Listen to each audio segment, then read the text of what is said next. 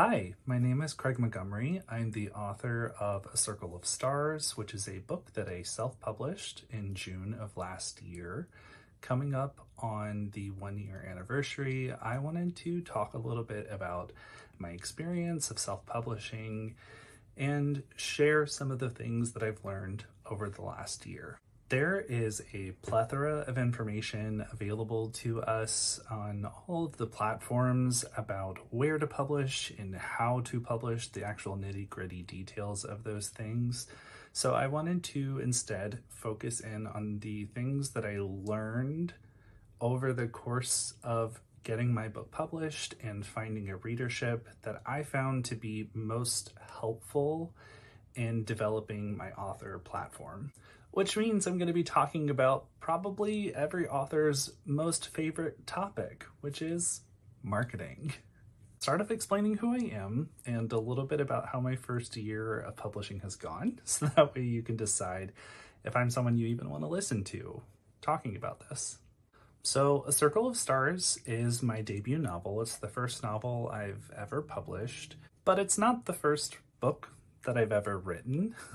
I've been writing on and off for the past 14 years in the novel format. A Circle of Stars is my fourth completed manuscript. I started writing it in the summer of 2019, and there were a lot of intermittent breaks of working on it and not working on it, and then moving into the editing phase and having to learn how to revise, which took me a while, ultimately into me publishing it in the summer of 2023. Numbers can be a little icky to talk about, but I am a big proponent of transparency. The publishing industry has been notoriously obtuse and opaque for authors kind of having any sense of measure of success. I also think there are some pitfalls when it comes to comparisons that happen with numbers, and we'll get into talking about that, but I do think that it's important here for me to express some sense of numbers so that you can get a gauge of what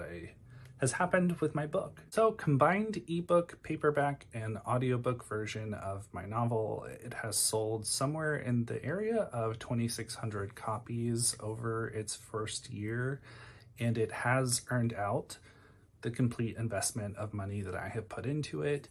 And that happened somewhere around the 7 to 8 month mark of the book being published. I invested probably a good bit more than the average indie published book, simply because it was my first time and I was trying to do everything correct and I made a few mistakes. I think when I've calculated it up, I ended up investing somewhere in the range of $5,400 in my pre-stuff, and that's book cover, editing, all of those kinds of things, the software and stuff I had to purchase in order to format my book, as well as my ISBNs, my website, getting my whole platform set up, which is a pretty hefty sum. And I don't share that to say that's how much money should be put into a project. It was the money that I had available that did not hurt me to invest into this project. It comes from a very big place of privilege. So I'm not sharing that to say this is what it takes in order to get these results. That's never actually how things end up working. It's just what I ended up investing in the project. And then all of the efforts that I put in and the connections that I made ended up with the result that I'm sharing. And I say that because those two things aren't necessarily correlative. You can't just put something in and then get an expected result out. There are way too many nuanced and complex things that happen when it comes to the publishing industry and finding readers and word of mouth starting. It's not just plug and play. But there are kind of things that I've learned that I feel like kind of help set you up for success. And those were kind of difficult realizations to come to on my own. So I wanted to share that.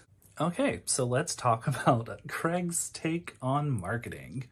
First, I'm going to talk about a mind frame that we need to be in when we are looking at the public-facing side of being an author. And then I'll talk about maybe some marketing strategies that I think could be helpful. So we'll call this section, Keep Your Eyes on Your Own Paper. This is a phrase that I've seen a lot of authors share on social media when their threads are talking about jealousy or envy that we might have when we see the success of others. And it's kind of a lesson that you really do sort of have to learn how to live within your body as you move through the process. But I think being informed before you get into that is probably going to be the best way to help you navigate that situation and move through those phases, maybe with more ease. And the crux of this really just is that authors are your peers, but they are not your competition. Because being an author is something that you do relatively alone all of the time, it's very easy to slip into a space where you compare what's going on with your business. It is a business, but like it doesn't feel like a business when you're doing it. It's very easy to just compare those numbers, compare anything you're measuring your success to something you perceive as other people's success, especially if they're in a cohort with you. So books that launched around the same time or authors that you see as having a similar platform to you, measuring how fast they're growing or meeting things and goals that you had for yourself before you do. Your brain will start to look at it as a race, and you'll see people pulling ahead of you. And that's just not actually really what's going on. Like, yes, we can look at numbers and we can say, this person sold more copies, this person won more awards, blah, blah, blah, etc. Whatever thing your heart is latching onto at the moment. But you're never actually going to help yourself by looking at those comparisons. There's never a situation where that is actually going to lead you to make better decisions, to feel better about yourself, to be more motivated, to write a better book. The only thing you're ever going to achieve by looking at someone else's success and comparing it against your own journey is hurting yourself.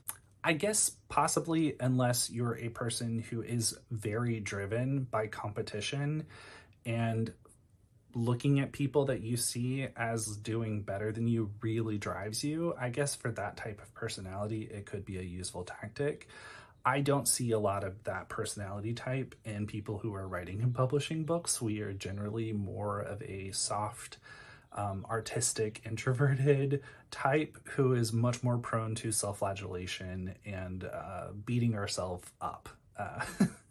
So take this advice as you will, if it's useful for you or not. The main idea of it is that your journey, your publishing journey is yours. There is no other journey, there is no better journey, it's just the one that you're on, and the best thing that you can do is take the next step.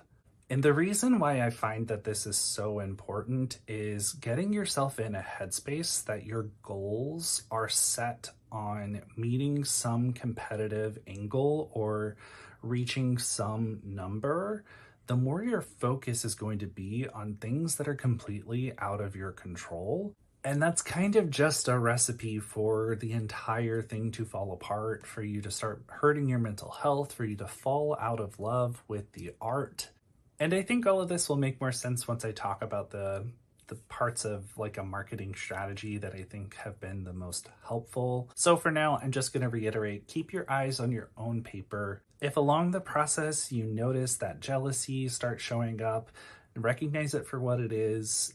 It's always based in probably a sense of entitlement, like that's something that I want for myself and that person has it and therefore I'm jealous and that makes me angry, blah, blah, blah. It is a lot of work to write a book. It is even more work to turn it into a polished product that you can offer for sale on the market. It's a little too easy to move into a very American idea of attaching the concept that all of that work means that we have created value and that value should be respected and paid to us. And that framework is never going to end well. Writing and publishing a book is much more akin to starting a small business. So using maybe more of an entrepreneur mindset around this is going to be more helpful ultimately. The public-facing side of being an author is much more about creating the opportunity for readership to show up and get excited and interested in the book. And I just think that the quickest way to devalue that experience is to introduce any kind of entitlement or expectation onto readers when they show up in your space. Okay, so that was a lot of mind frame spiel. Let's actually talk about the things that I think are effective in terms of your marketing platform. I know that we all want there to be a piece of information to say, here's content type X, Y, and Z, and if you fulfill these things in a creative and fun way, then that is effective marketing and it's going to work great for you. And I just don't see that being as actually true. So I'm actually here, unfortunately, to inform you what probably 99% of authors don't want to hear. The most effective marketing tool at your disposal is networking. The landscape of advertising has kind of completely blown out of proportion and has become basically inaccessible to debut or first-time authors or even small authors. The cost and scale of getting into that game is extensive. The place where you actually start seeing results is a very high dollar amount, and it's also a high energy and time investment to learn how to do those things. I just don't see it being effective for anyone who is starting off their career. And like it or not, we are in the age of social media. So if you have interest in finding readers, the algorithms are notoriously awful and unkind.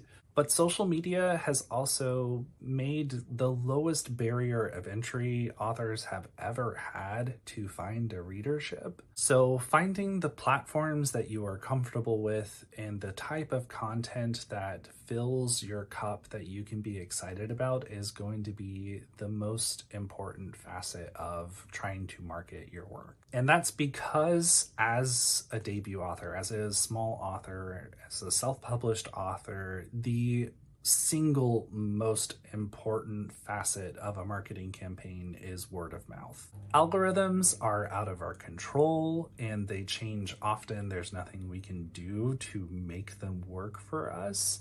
But if you can put effort into building word of mouth, that is something that will come back and work for you regardless of what is going on with the algorithms. And my take on this is that there are two parts to trying to get word of mouth going. The first is building a quality product, putting your best effort into writing the best book you can, giving it the best cover you can, giving it the best blurb that you can, so that your product is polished and attractive. It's also important that all of these facets work together in tandem so that when you're looking at the cover, when you're reading the blurb, when you're reading the book, all three of those things feel like they're pointing in the same direction. You want your cover to be representative of the story inside, to give the feelings that the reader can expect to feel while they're reading it, as well as meeting kind of genre conventions and letting them know what type of book they're picking up. And the same goes for the blurb. It needs to not only sort of feel like a taster of reading the book, it needs to be truthful and not full of like exaggerative, superlative language to give the reader an honest insight of what reading the book will be like for them. So that's step one. Get a polished product out there, make it the thing that you are the most proud of. And then step two is going to be kind of finding a way to insert yourself into the community. No matter what social media you might have some interest in, I promise you there is an established bookish space there. And here's where my second mind frame spiel is going to come in, because the art of being on social media is that you cannot be trying to sell something all of the time. You need to find a way to be in that space, to be enthusiastic, supportive member of the community for other people, because the best way to try and get engagement is to be giving that engagement. When content creators see you liking their content and giving them good engagement in their comments and sharing their materials, they're going to be so much more likely to eventually reciprocate that engagement onto your own content. And I'm not saying that it's a transactional thing. I'm saying that to try and disillusion the process of what it means to build community in an online space. Posting content onto the internet often feels like screaming into the void. And I think the way that you sort of take the power away from the void to make the void not a void, but actually a space where you feel like there is community, is by being in that space and engaging with other content creators. And in the process of doing that, you're going to make connections with other creators who vibe with you, who will show up in your content and like what you are doing, and make it to where it doesn't feel like you're screaming into the void, because you know that you have friends who are eventually going to show up and view that content and enjoy it and like it and tell you their thoughts about it. And this is where I might kind of go against something that is considered conventional wisdom in the publishing industry, is that reader and writer or author spaces need to be a little bit separate. I don't agree with that. Especially for self-published authors, I think that we have to be more available and more engaged in the reader space than hands off. Now, that doesn't mean that we should be engaging with their reviews of our work in any way. I do hold strong on the concept that reviews are for readers, they're not for authors, they are not feedback to the author, and that goes in both directions. But absolutely, hands down, 100% the most effective thing that I did for my publishing career was making friends with readers. And I made those friends by being in their content and engaging with their reviews of other books and praising the work and the graphics and all of the things, all the effort that they put into their content. Genuinely, I mean, it's not blowing smoke up people's butts. I looked for content creators creating the kind of content that I genuinely enjoyed and then gave praise. And eventually, some of those content creators ended up showing up in my own content and engaging with it and getting interested in my book. I can't overstate how absolutely monumentally important that part of trying to establish a social media presence is. Without those efforts, your content is always going to read as if you're trying to convince people to buy your book. And the sad fact of the matter is that most readers are going to be influenced by other readers over the author almost every single time. We have a vested interest in our product. We, by nature, have to believe in it.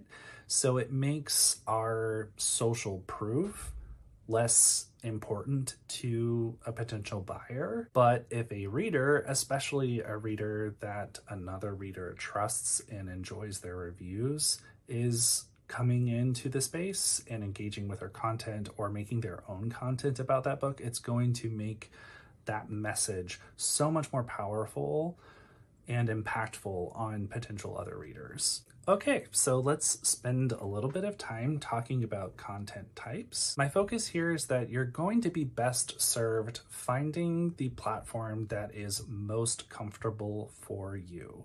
And I say most comfortable because I fully recognize and understand that it is always going to be uncomfortable. You have to step outside of your comfort zone to put yourself out there. Now, I'd say undeniably, there's probably the largest user base on TikTok and Instagram. Those happen to be also the most persona forward platforms, which tends to not gel with the author type. If those platforms don't work for you, they make you feel bad and you don't want to be on them, don't. I'm not going to tell you that that isn't a lost out opportunity, but I am going to tell you, if you beat yourself up spending your time on those platforms creating content that you don't enjoy, it's going to show in the work and it's not going to find an effective audience anyway.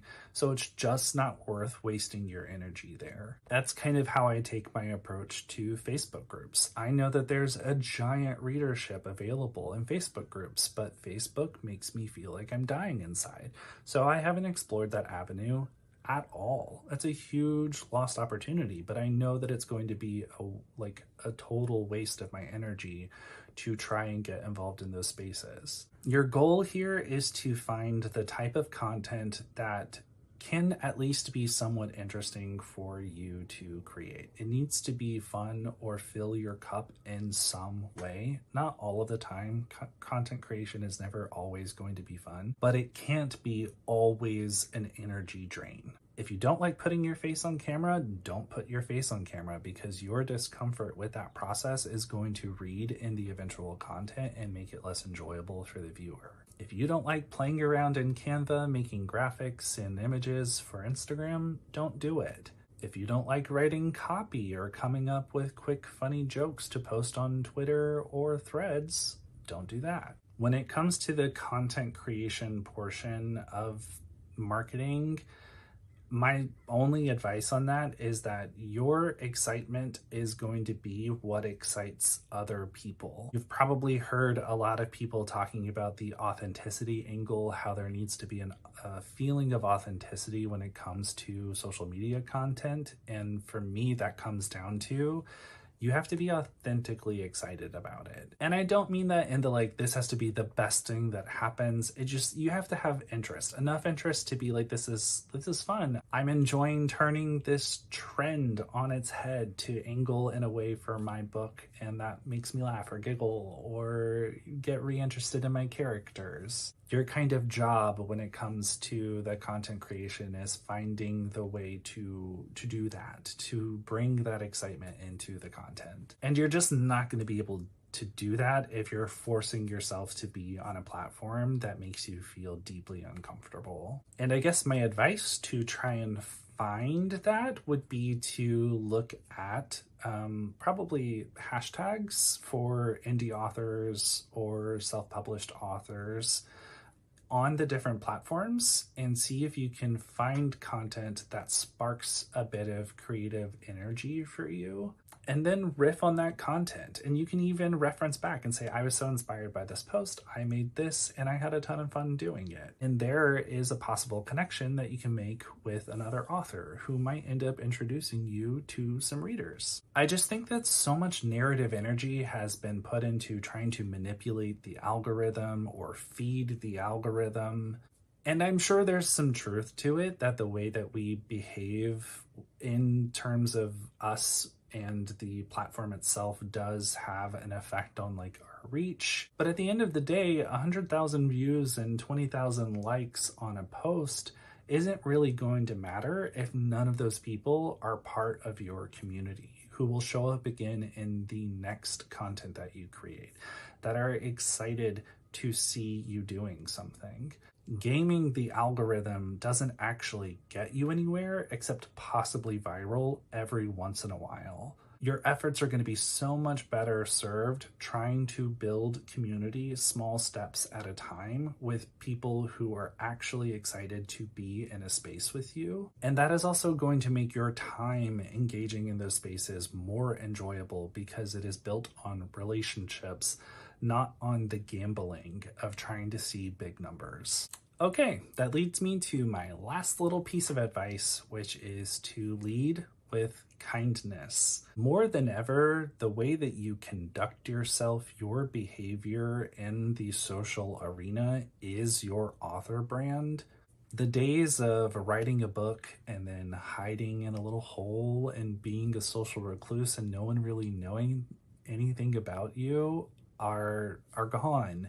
That mode of publishing is truly only available to industry established Nepo babies. If you don't have access to a network of people who are going to be invested in doing all of the work of getting your book in front of people, it's your job. We do all of those jobs. So integrity and dignity and kindness are just, I can't express how important they are. Behind closed doors, in front of doors, public facing, your behavior needs to be consistent, supportive, and humble, honestly. That doesn't mean that you can't believe in yourself and have confidence, but entitlement is always going to shoot you in the foot. I'm a big proponent of doing your best to not feed the jealousy dragon, and I think that gossiping and talking about those feelings often makes them bigger instead of subsides them. Hence my emphasis on the keep your eyes on your own paper. I find that leaning into gratitude is the most effective way to combat those uncomfortable emotions. Find the things that you are grateful for, emphasize those. But if you're a person who does need a space to vent, to talk about things, maybe express those uncomfortable emotions, focus on finding a very trusted author friend, maybe a couple friends. Keep it small. When things get big, things get out. And use that trusted space to talk about your uncomfortable emotions and keep them out of the public sphere. The bookish world is a tight-knit community. We talk. There's what we call whisper networks. It will get around if you behave in unkind ways. Yeah, so I guess all of that to just say, lead with kindness, focus on your own paper, and find the ways that showing up in the social sphere is fun for you. And I guess I'd also end by just saying, have grace for yourself. Give yourself the space to not post sometimes. If it truly feels like it's eating at your heart and soul to make a post on Instagram or whatever platform that you are working with, take a break. And I think that gets so much easier if you focus on the community aspect over gaming the numbers. Your online friends, and they are genuine actual friends if you put in the work, will show up and celebrate your content even if you disappear for a week or two or a month. I promise, my friends do it all the time. I've done it multiple times, and my platforms have never disappeared into obscurity by not posting. It's okay. Okay, I hope this was helpful. If you have any questions, please leave them in the comments. I will do my best to answer them. And if I see enough of a theme around certain kind of curiosity or maybe like content creation, I can try and think of ways to talk about that. How do I go about that process of incorporating my work into content, and the balance that I have of creating content that is not about my work and then content that is about my work. I've just been very lucky to have, for me and in my world, an incredibly successful debut year. And I wanted to do what I could to try and pay that forward and share the things that I've learned for anyone who's coming behind me to help lift them up to meet their goals and find their own version of success. I spend most of my time over on Instagram. I'd love if you come over there and connect with me. I'm also pretty active on TikTok, and I will possibly be making long-form content to go here, but maybe not in a regular-ish basis until that makes sense in my brain. If you're still here, I appreciate your time so much. Thank you for listening to me blabber, and I hope it was helpful. Okay, bye.